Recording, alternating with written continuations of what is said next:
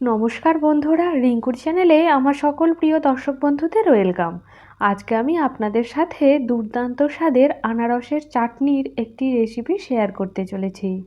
আপনি যদি আমার চ্যানেলের নতুন দর্শক বন্ধু হয়ে থাকেন তাহলে প্লিজ আমার চ্যানেলটিকে সাবস্ক্রাইব করে পাশে থাকার অনুরোধ রইল। শেষ পাতে পাঁপড় ভাজার সাথে চাটনি খেতে বেশ ভালো লাগে। বছরের এই সময়টায় আনারস প্রচুর পরিমাণে পাওয়া যায়, তাই আজকে বানিয়ে ফেললাম দুর্দান্ত স্বাদের আনারসের চাটনি।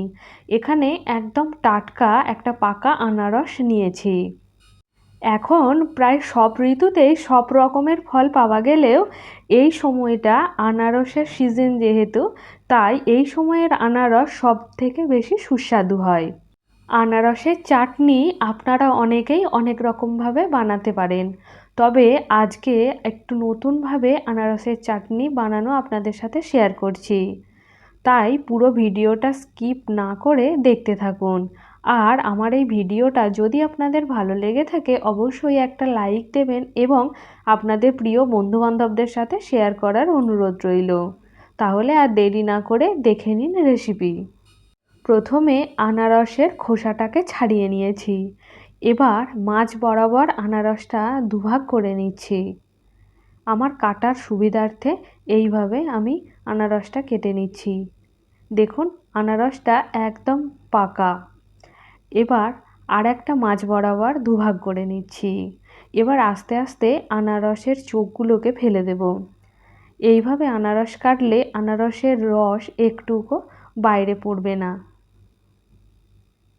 এবার আস্তে আস্তে চোখগুলোকে বাদ দিয়ে নেব।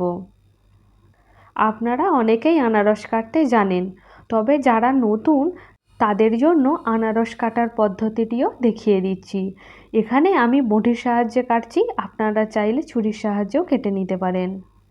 এবং আনারসগুলো আমি ছোট ছোট টুকরো করে কেটে নেব। আর আনারসের সামনের দিকে একটা শক্ত অংশ থাকে, ওটাকেও ফেলে দিয়েছি। এইভাবে আনারসগুলোকে কেটে নিয়েছি। এই চাটনিটা তেল মশলা ছাড়াই খুব সাধারণভাবে বানাবো, কিন্তু এর স্বাদ হবে অসাধারণ।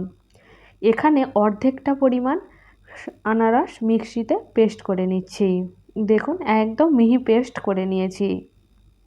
আপনাদের এর থিকনেসটা একটু দেখাচ্ছি। এই আনারসটা পেস্ট করার সময় একটুও জল ব্যবহার করিনি।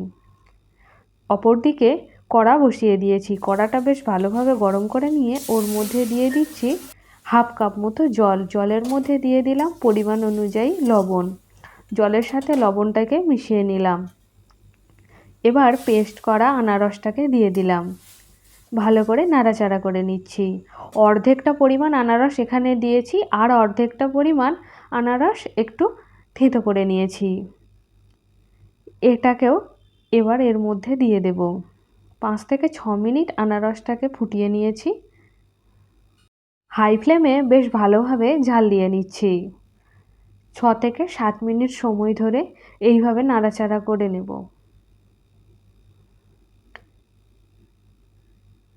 এইবার এর মধ্যে অ্যাড করে দিচ্ছি পরিমাণ মতো চিনি।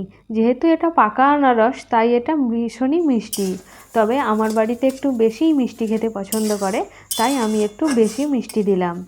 চিনিটা দেওয়ার পর নাড়াচাড়া করতে থাকবো। চিনিটা দিলে অনায়াসেই অনেকটা জল বেরিয়ে আসবে। এবার এর মধ্যে যে থেঁতো করা আনারসটা রেখেছিলাম ওটা দিয়ে দিলাম। সব কিছুকে বেশ ভালো করে মিশিয়ে নিচ্ছি। এবার আস্তে আস্তে এটাকে ফুটিয়ে নেব এবং জেলির মতো তৈরি করে নেব। 8 থেকে 9 মিনিট সময় ধরে হাই ফ্লেমে ফুটিয়ে নিচ্ছি।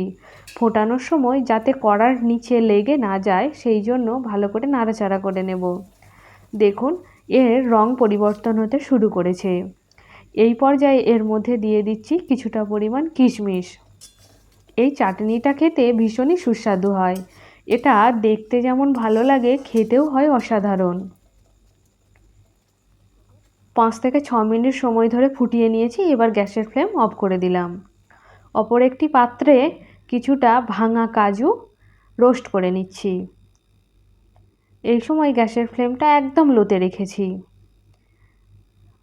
3 থেকে 4 মিনিট সময় ধরে কাজুগুলোকে রোস্ট করে নিচ্ছি। কাজুগুলো রোস্ট করে নিয়েছি। এবার গ্যাসের ফ্লেমটা অফ করে দিলাম। তৈরি হয়ে গেছে দুর্দান্ত স্বাদের আনারসের চাটনি। এখানে কাজুটা আমি চাটনির ওপরে ছড়িয়ে দিয়েছি। আপনারা চাইলে ভালো করে মিশিয়েও নিতে পারেন। আমার আজকের এই রেসিপিটা আপনাদের কেমন লাগলো অবশ্যই কমেন্টের মাধ্যমে আমাকে জানাবেন। ভালো লাগলে একটা লাইক দেবেন। আজকে এ পর্যন্তই, সবাই ভালো থাকবেন। ধন্যবাদ।